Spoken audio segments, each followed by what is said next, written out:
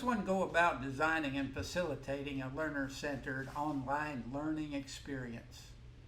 One must begin by answering the question, what is a learner-centered design anyway? The concept is not a new one particularly. There are many discussions, studies, and opinions which seek to define what components form a learner-centered experience. The answer is applicable to both online and traditional courses. The core constituent parts of the design center around the needs of the learner, the interests of the learner, the skills of the learner, and the outcome that the learner requires. One would hope that you keyed on the word learner, for the learner is the purpose of the design. To achieve that end, the design should develop the learner holistically. The design should exemplify real-world applications and be able to link student experiences and prior knowledge with new learning. The design should offer problem-creating and problem-solving structures which enable the learner to develop, test, and analyze their ideas. Preferably, the design should create and encourage multiple channels of communication with peers and the course instructor.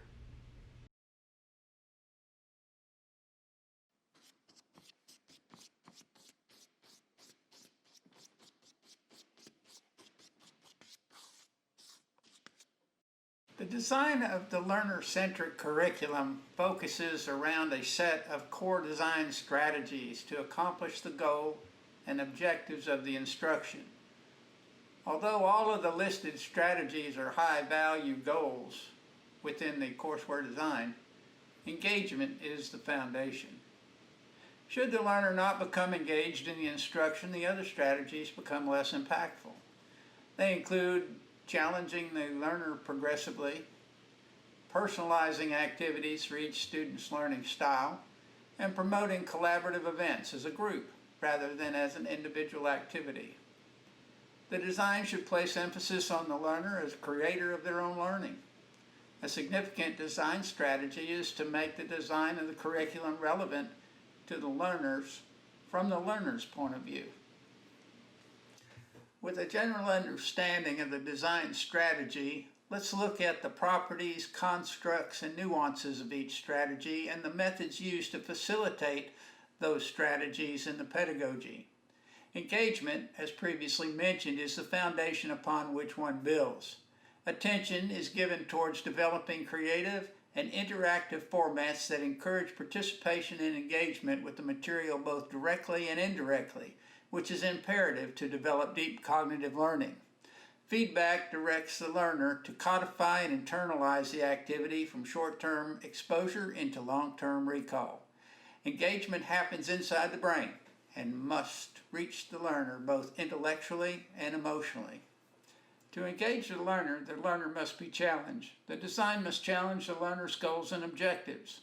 The student must be challenged to consider their understandings and knowledge.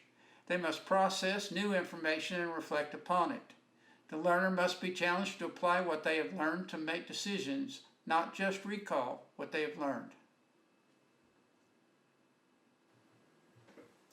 The ADDIE model of instructional design begins with analysis. Learners come with individual learning styles and diverse backgrounds. Understanding the learner and their needs are paramount to design success. A learner-centric design is first and foremost personal. Personalization looks at the individual within the whole.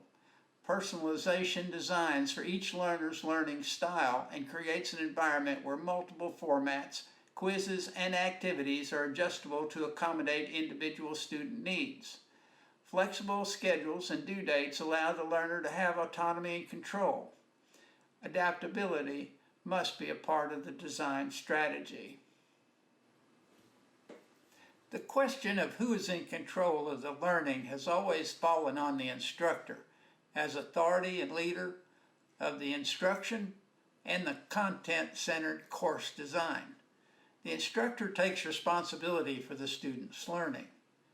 With a learner-centered design, the learner is responsible for their own learning. It affords the learner the ability to make their own choices and empowers the learner to choose maturity and make decisions about how they learn. In today's information age, ignorance is a choice. Relinquishing teacher control requires trust in the student, but if learning is the goal, trust the students to learn their own way. Just as in the face-to-face traditional classroom instruction, online design must encourage collaboration amongst learners. Discussion fosters multiple perspectives and opinions. It also encourages respect and appreciation of one's peers. Interaction between learners via class discussion, group projects, and online study groups position the learners to communicate their thoughts. Collaboration lets the learner take ownership of the learning process. The underlying design value of collaboration lies in the fact that students learn more. Relevance is defined as the quality or state of being closely connected or appropriate. A better definition in the context of instructional design is, does it give value to the learner? The designer must ask these questions to understand how relevance affects design. Is the material right for the learner?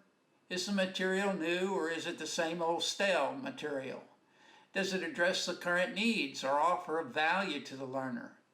Does the technology used for the lesson diminish or enhance its relevance? If any answer is no, then design accordingly. If the student answers no, then adjust the design to the learner's specification. The imperative of the design must represent material that satisfies the real-world needs of the learner. Facilitation is the process of capturing, evaluating, designing, constructing, and presenting learning opportunities to create a better learner-centric experience. The design strategies mentioned are supported by facilitation mechanisms embedded within the design structure. Today, the facilitation mechanisms are generally organized by way of a learning management system, of which there are many upon which to choose. E-learning or online learning utilizes a multitude of internet and application-based mechanisms for content delivery. Although there are many methods, techniques, tricks, and opinions on the best method, application, technologies, and procedures to facilitate online learner-centered instruction, in simple terms, experiment and realize that each online course is a work in progress and is constantly changing to meet the needs of a particular class or learner. Reviewing the design strategies previously discussed, let's look at ways to facilitate these strategies into the delivery. The most obvious way in an online format, and even in a face-to-face format, is to utilize the internet and multimedia in various forms. Each of the bulleted items listed contribute to many of the design strategies. Some, such as video games, videos, and simulations, create engagement. Discussion, forums, messaging, and blogging are high potential activities to create collaboration. Quizzes, essays, and reports challenge students and offer opportunities for collaboration as well.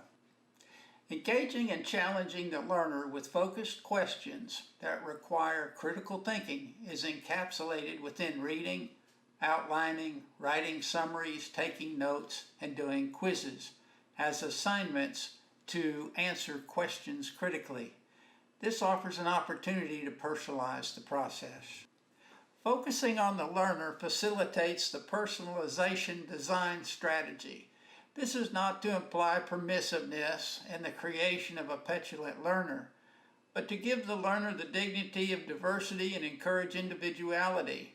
Personalization facilitation comes with flexibility in assignments and adjusts to the individual learning style. Giving control to the learner is perhaps the most difficult thing an instructor can do. But by giving control, the instructor takes control. The collaboration strategy is accomplished by stimulating group and team learning. Collaboration promotes sharing and allowing each learner to make decisions which facilitate learning, which is what facilitation is all about. If you ask people what they want, they will generally tell you very specifically. Surveying the learner for their opinion, evaluating their attitude towards the subject, assessing their experience and background all work to make not only a personalized learner, but material that is relevant to the learner. Giving control to the learner, letting the learner participate in the identification and creation of personal goals and objectives gives the individual ownership and responsibility. But it also makes it relevant. Learners evaluate a class as either irrelevant or relevant. Make your course real and current to real-world student needs and values. It makes facilitation of all the previously mentioned design strategies complete. There are few things perfect, and this presentation is just beginning to address online learner-centered design strategies and facilitation. 6 design strategies were discussed and facilitation was defined. Some examples and ideas are presented, and much discussion and further development would enhance it further. But as it stands, one can only ask the viewer to think about some of the ideas presented here the next time an online course is to be designed. References are provided as well as acknowledgement of image sources.